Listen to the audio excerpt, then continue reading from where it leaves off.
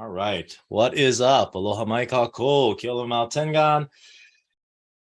What's going on, adepts and initiates? Hope all is going well out there. Let me just get things settled on this side here.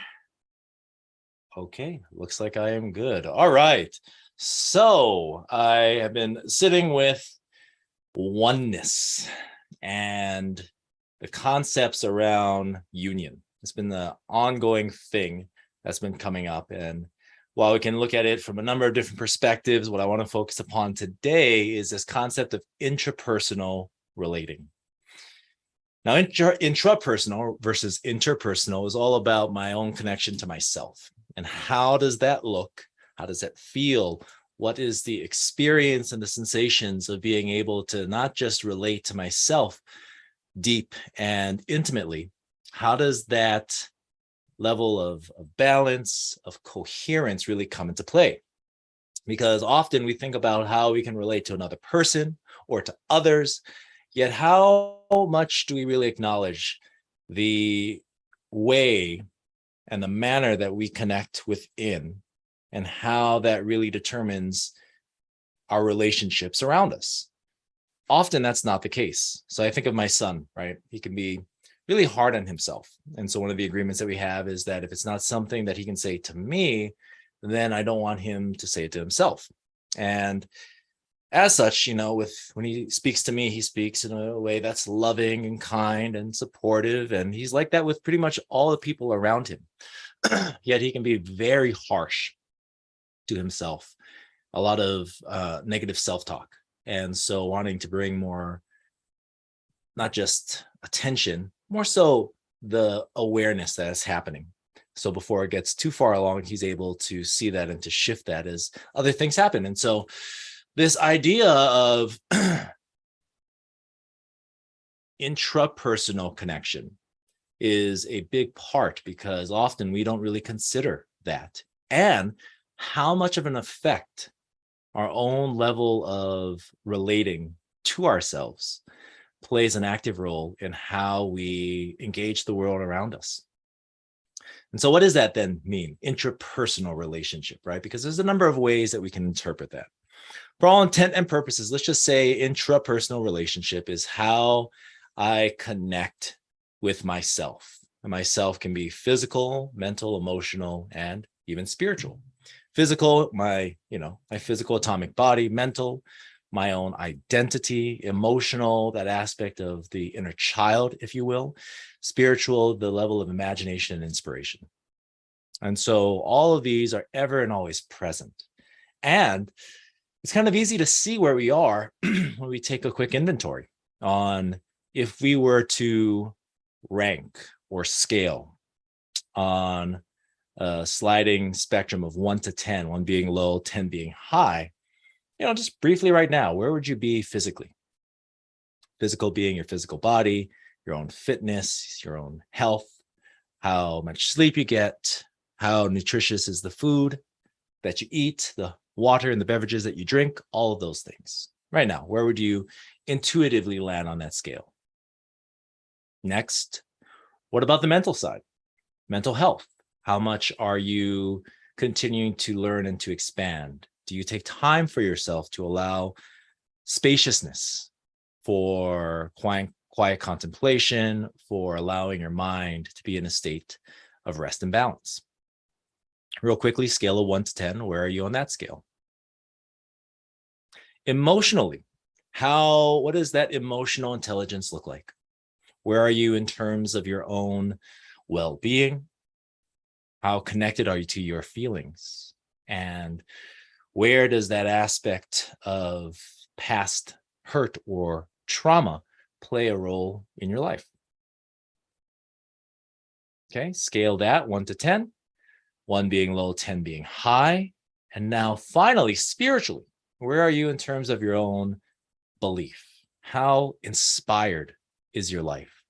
Are you living in a place of alignment that what you truly value in the world is a part of your daily lifestyle? And again, where do you fall on that as well? And generally speaking, we'll have some imbalances. Perhaps your physical aspect could be a 9 Maybe mental is a 7. Perhaps emotional could be a 3, and spiritual could be a 5. Inevitably, we have areas that we focus upon, and there's nothing inherently wrong with that. Where things can go awry is when those imbalances are not acknowledged, and we continue to see a certain separation with that. I've had friends who have been highly successful financially, yet the cost, if you will, was their own health. People who at age 30 or 40 are having things that a 70-year-old person may be dealing with because they've created so much stress upon their physical body that their organs begin to wear and tear, subject to the levels of stress and tension that they live their lives in daily.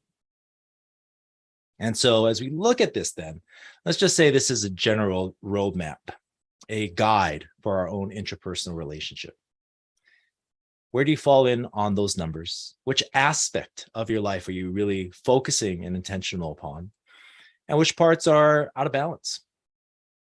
Now, if you're in a place of balance, that can be absolutely a good thing. However, if that place of balance is 2, 3, 1, 3 in terms of those 4 quadrants, then yes, it's balanced in terms of those numbers between all those different aspects, and there's ample room for growth. And so what we want to do is just be very real with that, because wherever we are is exactly where we're at. And this gives us a very easy to use tool on how we can best identify areas of great opportunity. So now we've got these numbers sort of figured out, and we have an idea of where that's at. Now what we want to do is look at, well, what does that mean? So now we've got a general definition of interpersonal relationship, my connection to myself, that connection being physical, mental, emotional, and spiritual. And then looking at, well, how then, well, first, what does that mean for my life, right? And so if we are sort of out of balance, then there's areas that we can bring more balance to. And depending upon where those numbers lie, then we also have instantaneous feedback in terms of where we can focus upon. And so one thing you can do is look at those areas that are the lowest in your count and bring more attention on that. Now, what happens though, is that often we are sort of in a room filled with thirsty people, and we happen to have the only pitcher of water, right? And so from that pitcher, our pitcher, we pour for those around us. For me as a single dad, I'll pour it for my children. I'll pour it for, family that may need support, like my mom. I'll pour it for clients that I work with. It goes on and on. Yet by the end of the day, if I haven't already poured myself a glass, then I'm the one who goes thirsty. Put differently, are you giving your energy away at the expense of others? Because those days of self-sacrifice and martyrism, I feel, has passed. I feel there's a way that we can focus upon ourselves intentionally and be able to have even more to give to the world around us. My day starts off every morning with at least 45 minutes just for myself. It means I got to wake up a little earlier than the children, yet it's something that I'm absolutely willing to do, because I can go into my breath work. I can go into my meditation. I can go into my visualization and affirmations and mobility and stretches and exercise, whatever it is on my day, that I'm there to do. And I find that the days that I really sit in that space, man, I'm just so much more attentive, so much more connected, so much more able to give of myself, because I have given myself more to give. And so when we look at that, then how we relate to ourselves can absolutely affect and influence how we connect with others. And when I place attention, love, consideration, and affection into me, then I have more of that to give to others. In fact, I often feel as if, even though I have just 2 boys, that I'm actually fathering 3, myself as well. There's a part of me that really appreciates me as an adult showing up for me, who is still self-identifying as a part of that emotional body and that inner child, to give myself that same amount of care, consideration, love, and attention. That aloha is something that allows me to give that to others as well. And so as we look at that, then this aspect of both the masculine and the feminine, the yin and the yang, the electric, the magnetic, however we identify these factors or these aspects of ourselves, then allows us in all those other areas, physical, mental, emotional, and spiritual, to create what I feel is a matter of coherence. It's not just a matter of being balanced, it's in a place of positivity and it's in a place of connection. I mean, we've all been in a relationship, whether personal, professional, romantic, or otherwise, where there's just friction or tension. And that tension often garners our attention, right? We are more focused often on those areas than we are on what could also be happening. And so when we look at that area internally, the masculine and the feminine, how I relate on both of those aspects, then we have more capacity to create not just balance and harmony, a level of coherence in myself as well as with others as well. Now, this gets to be key because we've all been in relationships where it's tough, right? We're not really enjoying the time that we have with this person. And that's where we get into more erratic internal, intrapersonal connections or relating. We're not connecting, and that means we're not really relating. Yet when we're able to create more balance in the masculine, harmony within the feminine, that then allows these energies, these frequencies to come into a place of connectivity. And we've also had those experiences when we've been with someone and it goes on for ages. I have a friend from high school, Kukui, whenever we hang out, I mean, it's like time just passes in the blink of an eye. We could be playing music, hanging out, talking story, whatever. And 3 hours feels like 3 minutes. And so when we talk about this, what it really drops into is a place of intimacy. And intimacy often is used in terms of physical contact with, someone of romantic interest, and it's not that. We seek to have deep connection and to relate. We desire intimacy, though often as it's been portrayed and what it truly is very different. I'll have conversations on the phone with friends who are guys.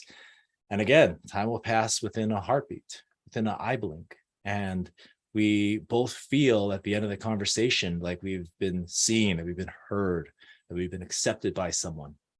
We've been allowed the time, the space to share of ourselves, and at the same time have been shared with. And how often do we give ourselves that kind of consideration? How often do we open up time to relate internally in that way? Well, it's something that when we finally do, and I hadn't for years, I had done the opposite and just focused on everyone else. And it was just kind of easier that way because then it's not about me. I didn't want to be seen. I didn't want to be heard. I didn't want to have attention upon me because I was conditioned in a certain way and I made up stories about all of that. Now, though, I realize that I have something to share.